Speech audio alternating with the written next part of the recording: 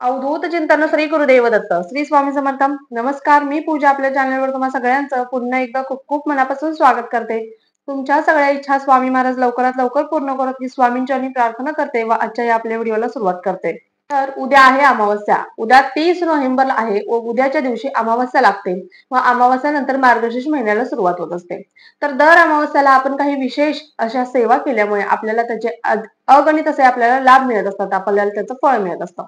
तर कोणत्या सेवा करायच्या आहेत, कशा पद्धतीने अमावस्या आपल्याला अमावस्या दिवशी काय काय करायचं आहे ते आज आपण इन डिटेल मध्ये पाहणार आहोत.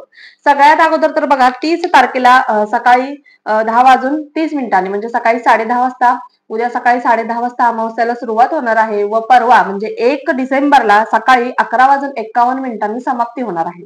हा या अमावस्याचा टायमिंग. त्यामुळे ज्या काही सेवा करायच्या आहेत अमावस्या निमित्त तुम्ही सायंकाळच्या वेळेस ज्या ज्या सेवा करणार आहात त्या तुम्हाला उद्याच करायच्या आहेत. उद्या सकाळी अमावस्या लागते 10:30ला आणि परवा सकाळी 11:51 म्हणजे 12च्या आसपास संपत आहे. त्यामुळे तुम्हाला उद्या काही सेवा करायच्या आहेत. सगळ्यात अगोदर तर तुम्हाला घर आपलं पूर्ण स्वच्छ करून घ्यायचं आहे. बघा घर कसं स्वच्छ करायचं, उंबऱ्याचं लेपन करायचं आहे, हळदीने लेपन करायचं आहे. पाण्यात तुम्हाला मीठ, खडं मीठ जे अख्खं मीठ असतं ते पाण्यात अख्खं मीठ टाकायचं आहे. अख्खं मीठ नंतर हळद, गोमूत्र टाकायचं आहे व गंगाजल असेल तर गंगाजल थोडं टाकायचं आहे. व या सगळ्यांनी तुम्हाला उद्या तुमचं घर पुसून घ्यायचं आहे. स्वच्छ घर पुसून घ्यायचं आहे.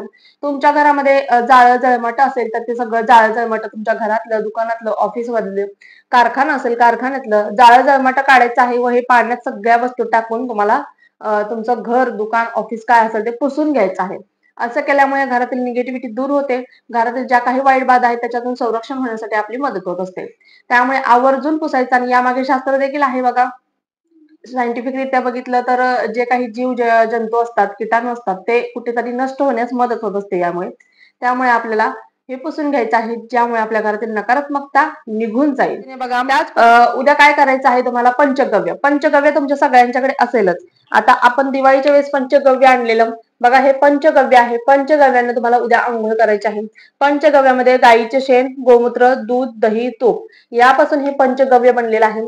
त्यामुळे आपल्या आरोग्यासाठी खूप सुंदर आहे. कोणाला स्किन प्रॉब्लेम वगैरे असतील तर आवर्जून लावत जा, रोज लावा.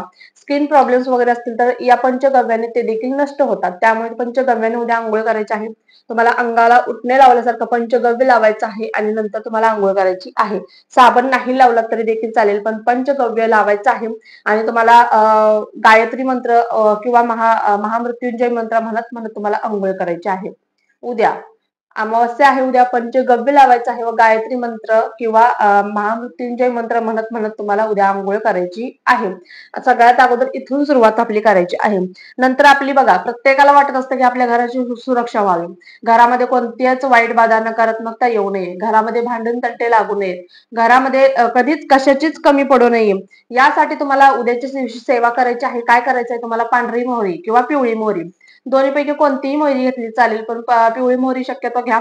नाही भेटली तर पांढरी मोहरी तुम्हाला घ्यायची आहे. तुमच्या उजव्या हातामध्ये पिवळी मोहरी घ्यायची आहे व सायंकाळच्या वेळेस आपल्या देवघरासमोर एक दिवा प्रज्वलित करायचा आहे, धूपदीप अगरबत्ती लावायची आहे व 11 वेळा तुम्हाला काळ भैरवाष्टकाचे पठण करायचे आहे. आता 11 वेळा काळ भैरवाष्टकाचे पठण करायचे आहे व 11 वेळा तुम्हाला वेदोक्त वल्गा सुक्ताचे पठण करायचे आहे. असं केल्यामुळे अमावस्येच्या दिवशी असं केल्यामुळे माता लक्ष्मी देखील प्रसन्न होते व घरातील ज्या काही नकारात्मकता आहेत, निगेटिव्हिटी आहे ती घरातून बाहेर पडते. वाईट बाधेपासून आपलं संरक्षण होत असतं, आपल्या घराचं संरक्षण होत असतं. त्यामुळे तुम्ही आवर्जून ही सेवा करायची आहे व सेवा झाल्यानंतर टॉयलेट बाथरूम सोडून तुमच्या घरातल्या सगळीकडे चौफेर म्हणजे प्रत्येक कोपऱ्यामध्ये तुम्हाला ही मोहरी थोडी थोडी टाकायची आहे. अशा पद्धतीने तुम्हाला आपल्या घराच्या सुरक्षेसाठी ही सेवा, हा उपाय करायचा आहे. त्याच पद्धतीने तुमच्या घराच्या आजूबाजूला जे देवी देवता आहेत, मंदिर असतील, तिथे जाऊन प्रत्येक देवी देवतांचा मान सन्मान करायचा आहे.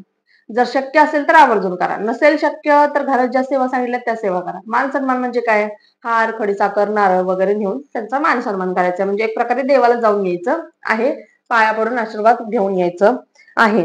त्याच पद्धतीने बघा, एखादी व्यक्ती सतत आपल्या घरामध्ये आजारी पडत असते, सतत आजारी पडते म्हणजे काही भरपूर डॉक्टर्स केले, सगळं काही आपण प्रत्येकाने जिथे जिथे सांगितलं तिथे जाऊन आलो पण ते आजार पण काही संपत नाहीये. का असं होतं, आपल्या घरामध्ये निगेटिव्हिटी, वाईट बाधा असते.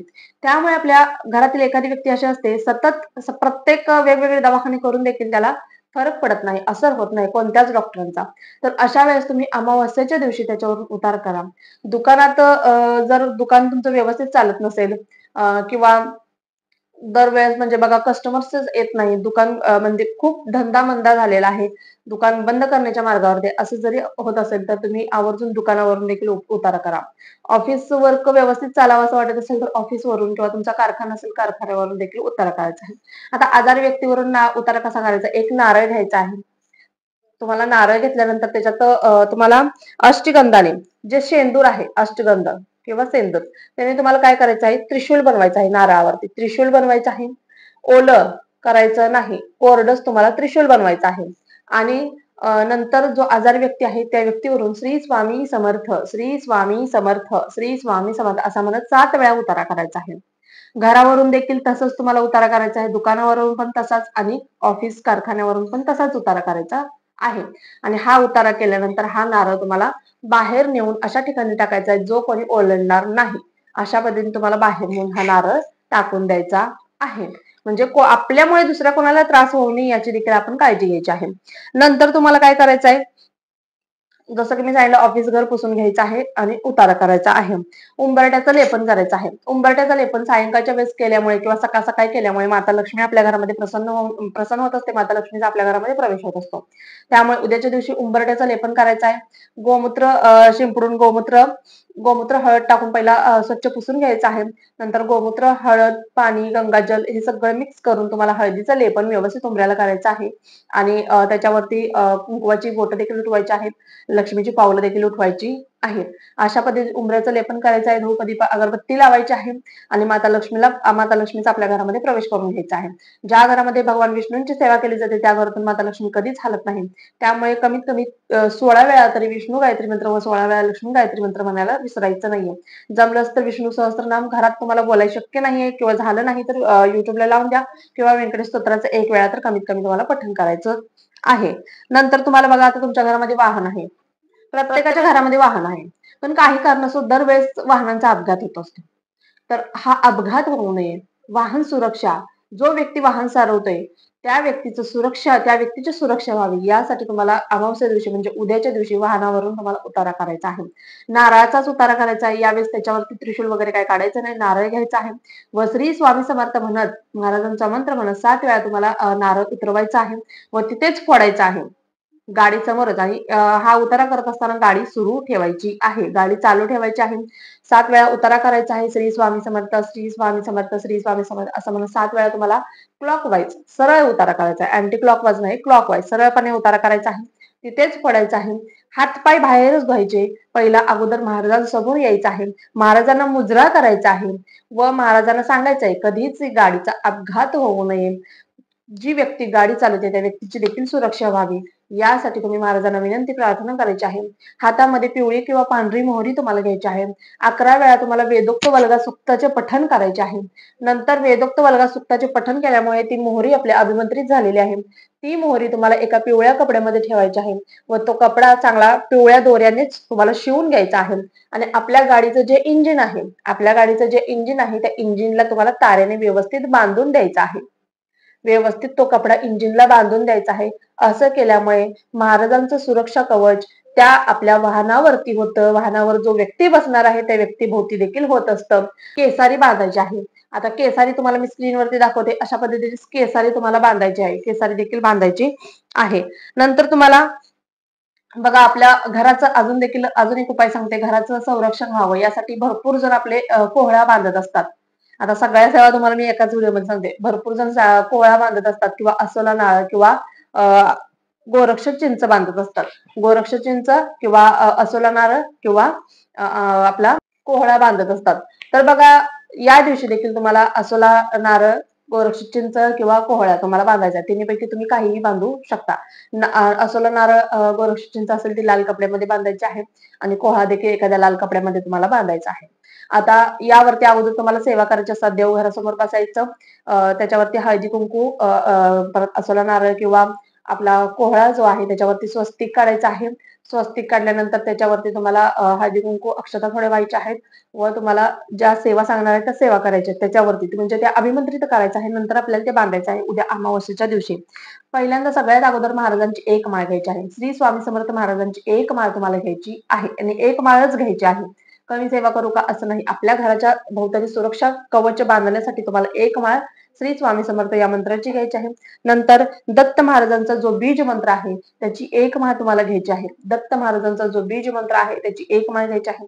आता सगळे मंत्र तुम्हाला सांगत बसत नाही, इथे स्क्रीनवरती तुम्हाला दिसत असतील आणि डिस्क्रिप्शन बॉक्स मध्ये सुद्धा सगळे मंत्र तुम्हाला देणार आहे. नंतर तुम्हाला शाबरी मंत्राची एक माळ घ्यायची आहे. शाबरी मंत्राची एक माळ घ्यायची आहे.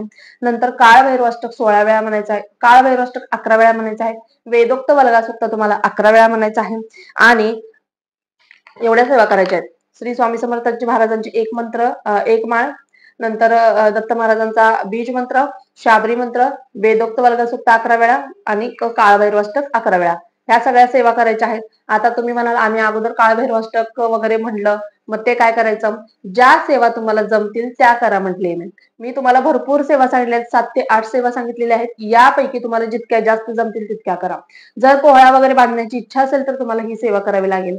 घराच्या सुरक्षेसाठी तुम्ही फक्त मोहरीची सेवा करणार असाल तर ते मोहरीची सेवा करायची आहे. हे सगळ्या सेवा करायच्या आहेत. नंतर तो कपडा बांधायचा आहे, देवघरासमोरच बांधा आणि नंतर तुमच्या मुख्य दरवाजाच्या वरती तुम्हाला अडकवायचा आहे, तिथे बांधायचा आहे मुख्य दरवाजाच्या वरती. बघा, याच्या अगोदर तुम्ही असला नारळ किंवा कोहळा बांधला असेल तर तो खराब होतो. काही कारणास्तव ज्या घरामध्ये निगेटिव्हिटी असते ती निगेटिव्हिटी खेचून घेत असतं व ते खराब होतं, पाणी गळतं त्याच्यातून. तर ते काढायचं आहे आणि अगोदर बांधलेलं असेल तर ते देखील काढायचं आहे. ते पाण्यात वाहत्या पाण्यात सोडून द्यायचं आहे आणि नवीन आपल्याला बांधायचं आहे. त्याच पद्धतीने या दिवशी हिरण्यदानाला देखील अतिशय महत्व आहे. ज्या व्यक्तींचे वडील नाहीयेत, ज्या व्यक्तींना वडील नाहीयेत अशा व्यक्तींनी हिरण्यदान करायचं आहे. 12 ते 12:30 मध्ये तुम्हाला हिरण्यदान करायचं आहे. हिरण्यदान म्हणजे काय? बघा, तुम्हाला ब्राह्मणाला जानवे, 1.25 पावशेर पेढे व 11 रुपये दक्षिणा ही दान करायची आहे. याला हिरण्यदान म्हणतं व ज्याचे वडील नाहीत त्यानेच हे दान करायचं आहे. अशा पद्धतीने हे झालं हिरण्यदान. आणि दुसरं म्हणजे तुम्हाला जर कर्पूर होम करायचा असेल तर घरात निगेटिव्हिटी वाईट बाधा निघून जावे यासाठी तुम्ही एक नारळ घ्यायचा आहे. त्याच्यावर 7 कापराच्या वळ्या एकानंतर एक अशा 7 कापराच्या वड्या जाळायच्या आहेत. कापराची वडी संपेपर्यंत तुम्हाला श्री स्वामी समर्थ या मंत्राचा जप करायचा आहे. या अमावस्यापासून त्या अमावस्यापर्यंत अशा पद्धतीने तुम्हाला जप करत राहायचं आहे. दररोज तुम्हाला घ्यायचा आहे. म्हणजे ही तुम्हाला सेवा कंटिन्यू ठेवायची आहे. तुम्हाला जी जमेल ती करा. मी भरपूर तुम्हाला सेवा सांगितलेल्या आहेत. यापैकी तुम्हाला जी सेवा जमेल ती आवर्जून करा. फक्त मनोभावे व शुद्ध अंतःकरणापासून करा. त्याचे रिझल्ट तुम्हाला नक्कीच मिळणार आहे. त्याचं फळ तुम्हाला नक्कीच मिळणार आहे. व्हिडिओ आवडला असल्यास व्हिडिओला लाईक करा, शेअर करा, सबस्क्राईब करा. तुमच्या काही शंका असतील तर आवर्जून आपल्या कमेंट बॉक्समध्ये विचारा. आपल्या चॅनलवर प्रत्येकाच्या शंकेचे निरसन आवर्जून केले जाते. भेटूया अशाच एका नवीन व्हिडिओ सोबत. तोपर्यंत झालेली सेवा स्वामींच्या निरुजू करते. श्री स्वामी समर्थ. धन्यवाद.